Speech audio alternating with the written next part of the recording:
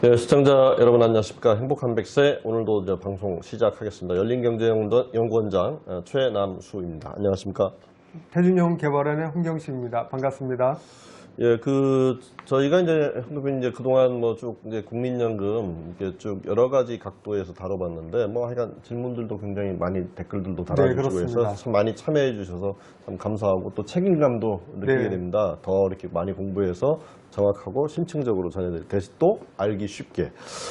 그런데 이제 저희가 이제 국민연금을 하면서 느꼈던 이제 좀 뭐랄까 아쉬운 점은 사실 국민 여러분들 입장에서 보면 내 국민연금이 그게 150만 원이든 70만 원이든 누가 어떻게 결정해서 그렇게 주는 거지?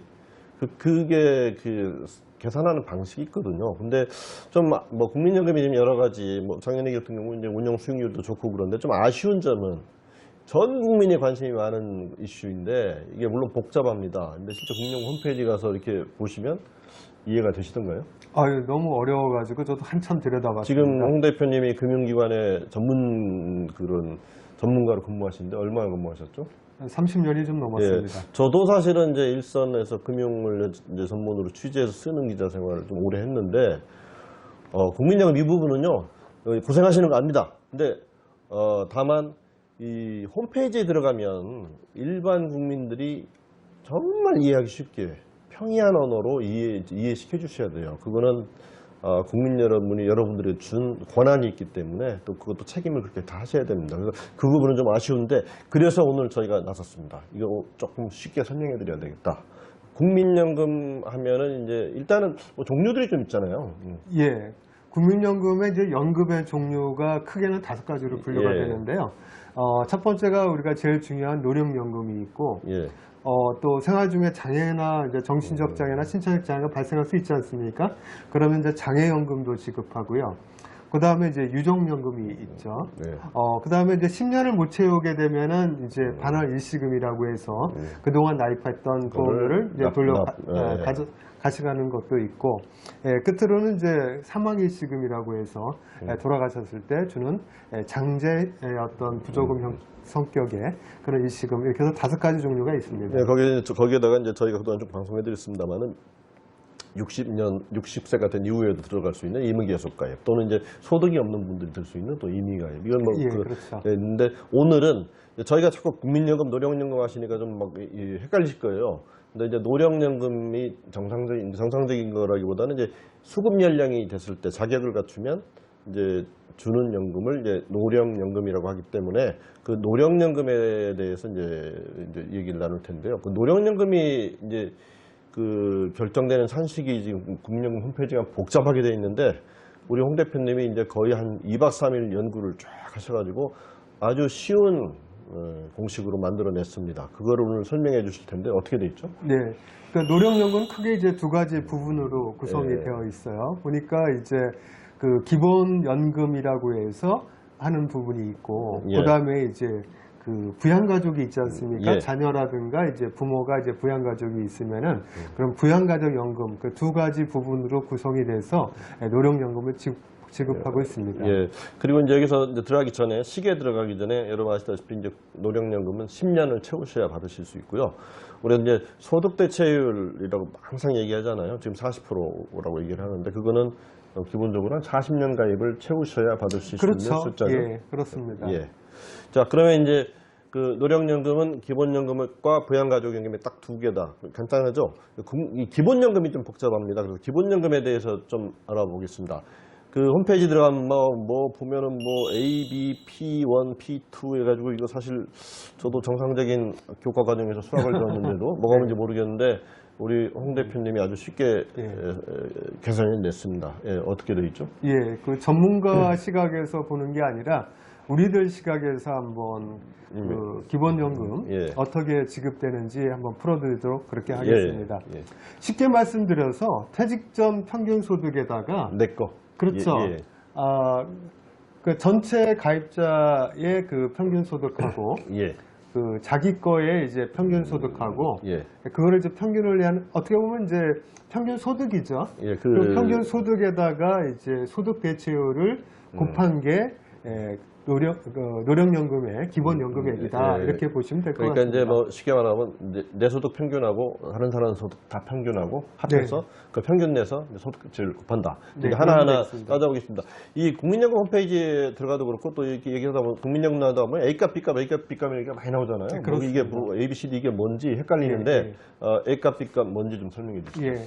그 좀 전에 말씀드렸듯이 A값이라는 것은 국민연금 전체 가입자들의 그 평균 소득인데요. 예. 그것도 이제 자기가 수급 나이가 되면은 그 직전에 3개년도의 전체 가입자의 평균 소득을 얘기합니다. 직전 3개월.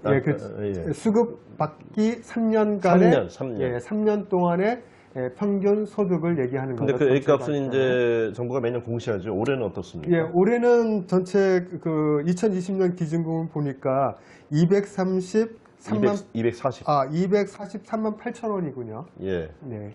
이거는 이제 정부가 매년 계산을 해서 공시하는 거고요. 네, 그렇습니다. 이제 B값은 내 평균인데 그건 어떻게 결정이 되죠? 그렇죠.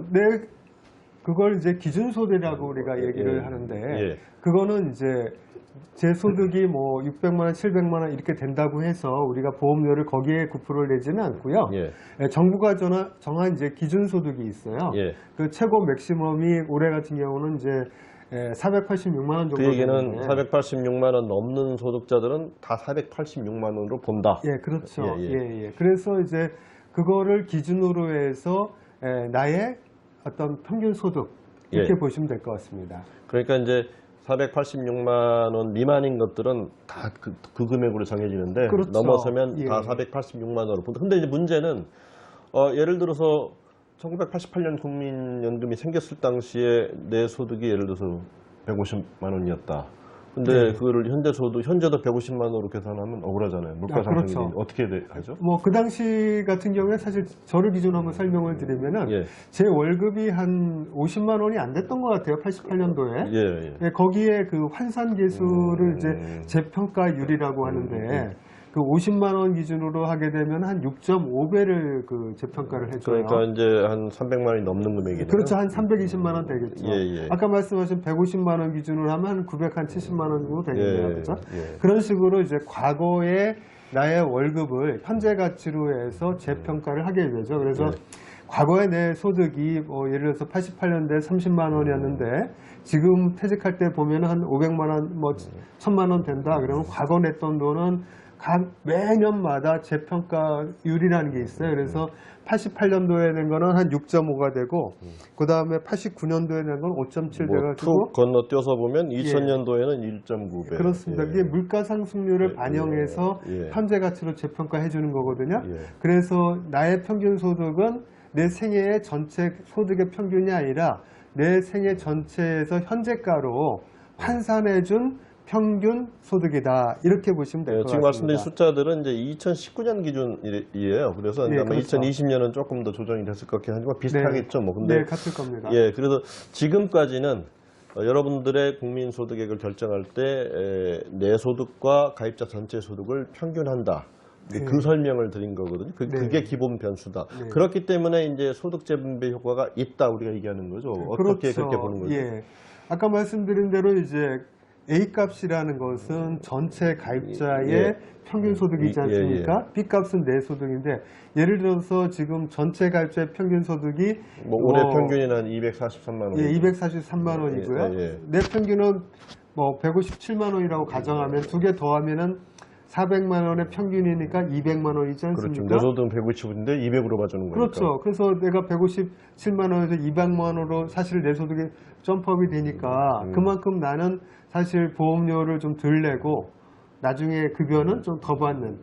그러니까 저소득층은 좀 덜 내고 고소득층은 더 내고 받는 거는 평균에 대해서 받고 이렇게 하다 보니까 소득의 재분배 효과가 있다. 이렇게 그러니까 243만 8천 원 미만의 평균 소득을 가지고 계신 분들은 그만큼 자기 소득이 올라가는 거죠. 그래서 이제 더 받게 되는. 그렇죠. 그러면 이제 저희가 그 전체와 내 소득의 평균을 내는 거에 대해서는 설명을 드렸고, 그 다음이 이제 중요한 게 소득 대체율이잖아요. 네. 근데 소득 대체율이 뭐 지금은 40%라고 하는데 그 40% 의미가 뭔지, 또 그리고 과거에는 70%였는데 이게 뭐 어떻게 이렇게 되어 왔는지 이런 걸 좀 설명을 해주시면 네. 어떨까요? 일단 소득 대체율이라는 개념부터 한번 제가 설명을 예. 드리면요.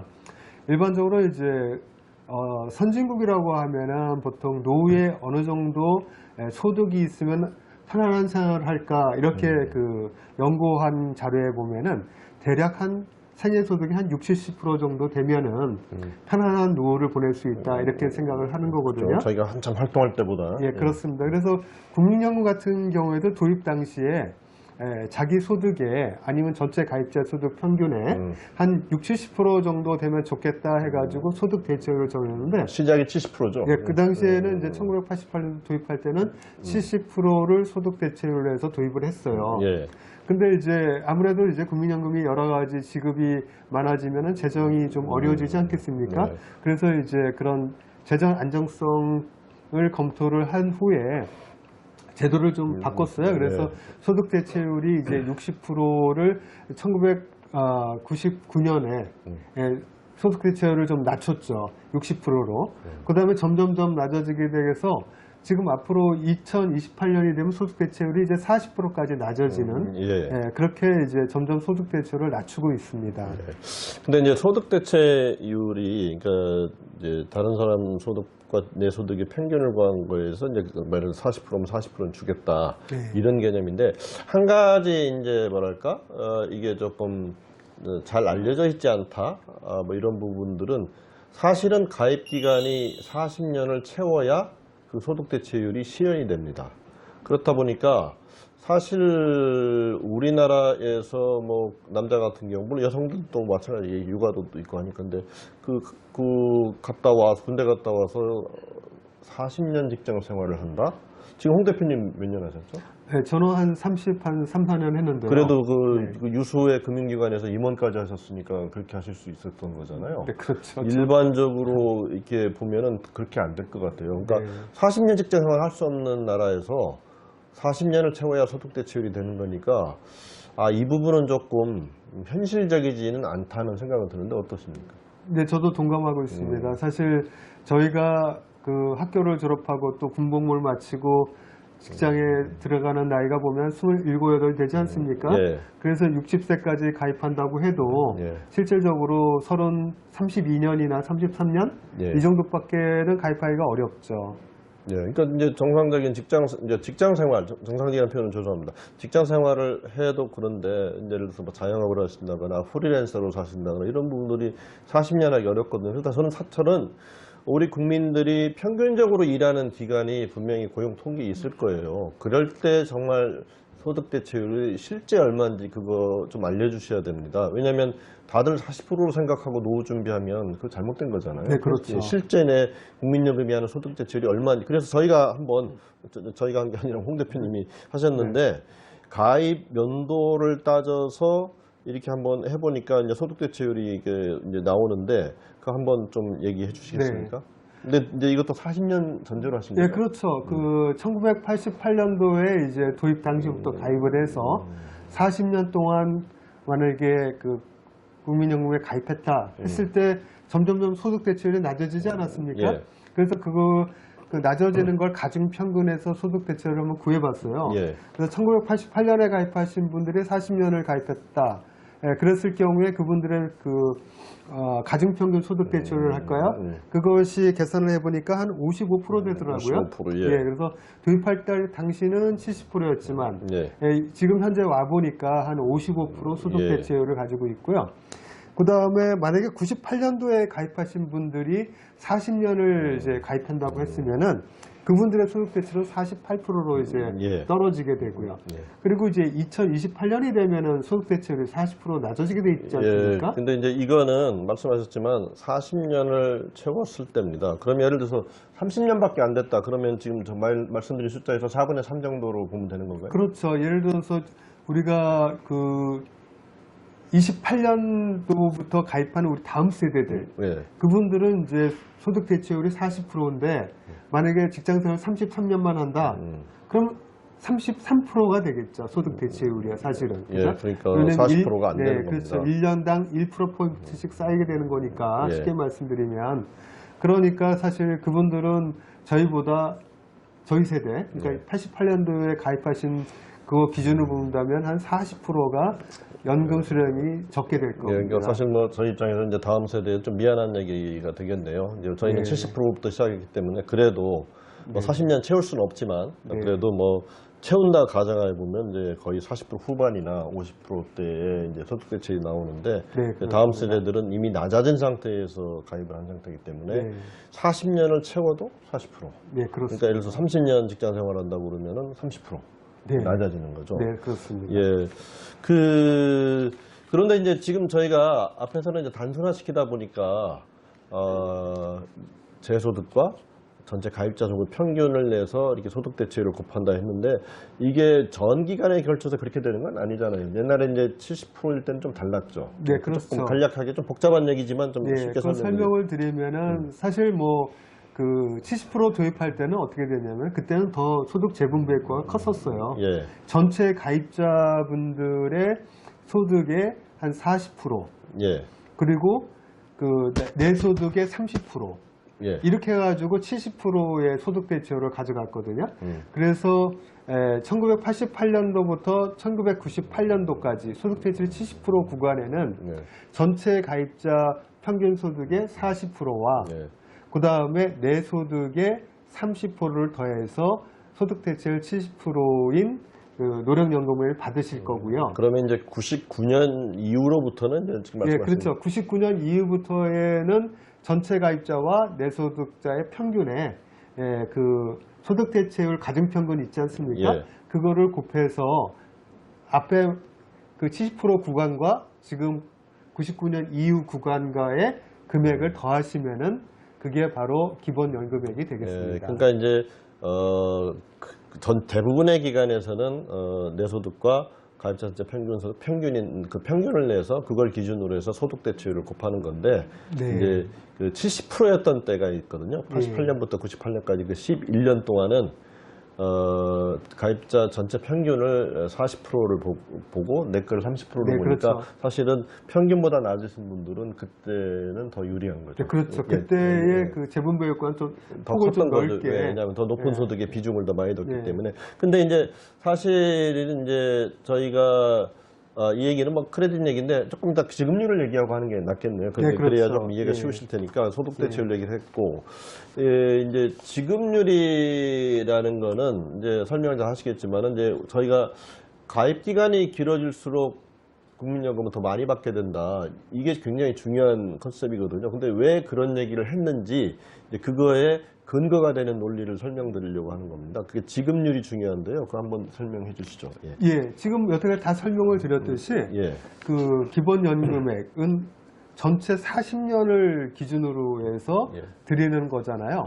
그러면은 예를 들어서 30년 가입했다. 그러면은 40분의 30년이니까 4분의 3이잖아요. 그러니까 아까 기본연금액 구한 거에다가 가입 기간 만큼 그래서 30년 가입했다 그러면 4분의 3을 곱해주면 되고요.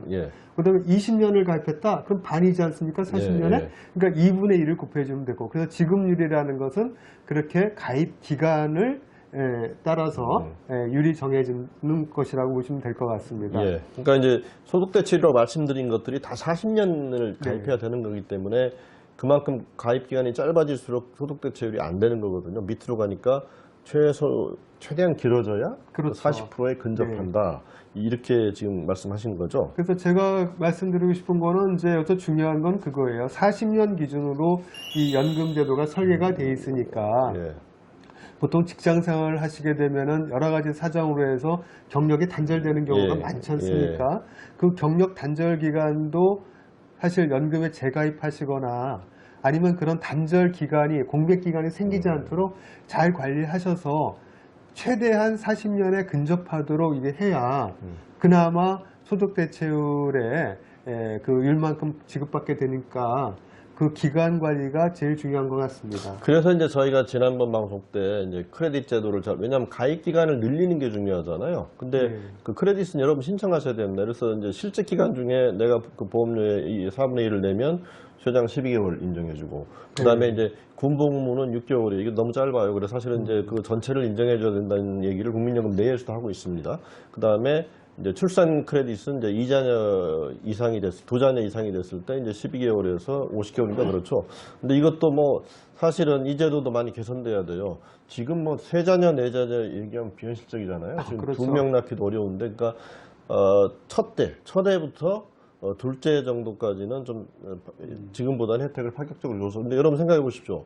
예를 들어서 출산, 뭐 군복무, 출산은 이제 여성이 하는 거지만 뭐 출산만 보더라도 한 2년 정도 더 인정받는다. 그러면 그저 작은 건 아니죠. 그렇죠. 예. 네. 그래서 크레딧 제도 활용하실 필요가 있고요. 이제 마지막으로 이 기본연금 지금 쭉 설명드렸는데, 이제 이거 다음에 마지막에 더하는 게 이제 부양가족 연금액. 뭐 네. 말해서 짐작이 가시 좀 설명해 주시죠. 부양가족은 뭐 2가지 종류가 있지 않겠습니까? 예. 자녀가 있을 거고 부모가 있을 거고, 여기서 자녀는 이제 계자녀도 포함되는 거고요. 예. 그다음에 18세까지고요. 그래서 자녀 1인당, 그다음에 그 부모 1인당 각각 그 인당 계산해서 지급하게 되는데요. 예를 들어서 배우자 같은 경우에는 약 한 26만 1,760원 연간입니다. 그래서 월로 나누게 되면은 근데 사실 이때 배우자는 뭐 소득에 관계 없는 거가 아니죠. 그렇죠. 소득이 없는 분이야 되겠죠. 예. 그래서 2만 1,000원 정도 예. 1인당 월 지급되게 되고요. 자녀하고 이제 부모 같은 경우는 그 연간 17만 4천 원 정도인데 월로 따지면은 한 14,500원 정도 될까요? 이 정도 그 금액이 부양가족 그 연금으로 지급되게 됩니다. 아, 근데 참 제가 이 금액을 보면서 되게 뭐 사정이 있었겠지만 뭐 배우자 거의 한 달에 1, 2만 원 꼴인데요. 이게 사실 조금 너무 생색내기 같다는 생각도 들고, 특히나 이제 뭐 저출산 이런 문제를 해결하기 위해서 뭐 이거 뭐죠, 우리가 물론 출산 크레딧도 있지만 이 부분도 조금 이렇게 현실적으로 생각할 필요는 있지 않을까. 너무 뭐 월 1, 2만 원 더해주는 게 뭐 좀 약소하죠. 좀 너무 약소. 저는 이게 처음에 월 17만 원인 줄 알았어요. 아, 그렇습니다. 그래서 너무 좀 작다는, 이게 뭘까? 뭐 이런 생각을 했는데, 예. 오늘 저희가 사실은 이 방송 준비하느라고 이제 홍 대표님 고생 많으셨습니다. 저희가 최대한 쉽게 해보려고, 이게 되게 너무 복잡하거든요. 솔직히 국민연금 홈페이지 개선해야 됩니다. 그렇게 하시면 안 됩니다. 국민들 이해 못합니다. 절대 이해 못합니다. 저희가 그래서 준비하시고 그래서 제가 기억에 지금 이 방송이 5번째 녹화 같거든요. 쉽게 해보려고 또 고치고 해서 하여간 여러분들 이해하실 수 있게 하기 최대한 쉽게, 우리 홍 대표님 고생 많으셨는데 설명을 했는데 하여간 이해하시는데 또 도움이 되실 것 같고, 궁금하신 점이 있으시면 또 이렇게 댓글 달아주시고, 또 혹시 저희가 이제 하다 보면 이렇게 이해가 조금 부족해서 약간 미흡한 부분들을 지적해 주시면 다음번 방송 때 또 반영해서 좀 더 좋은 방송 만들어 보겠습니다. 오늘은 하여간 여러분들의 국민연금이 어떻게 결정되는지 그 산식에 대해서 최대한 복잡한 수학을 최대한 쉽게 설명해 주신 홍 대표님 고생 많으셨고요. 또 다음번 시간에 저희 방송은 이렇습니다. 지금 이제 국민연금이 워낙 중요해서 국민연금 하고 있고 기초연금도 하고 있는데, 저희 방송에서는 앞으로 이제 뭐 주택연금, 또 우리 홍 대표님이 또 대한민국에서 알아주는 또 퇴직연금 전문가이시거든요. 또 그리고 이제 또 은퇴연구소에서 또 이렇게 여러 가지 이제 기초연금이라든가 또 65세 노인분들한테 해당되는 이제 요양보험 뭐 다양하게 다룰 테니까요. 저희 방송 쭉 따라와 주시면 내가 노후 준비할 때 이런 것들을 좀 주의하겠구나. 그리고 저희가 최선을 다해야 되겠죠? 예, 다 하겠습니다. 예, 오늘 시청해 주신 여러분 감사합니다. 감사합니다.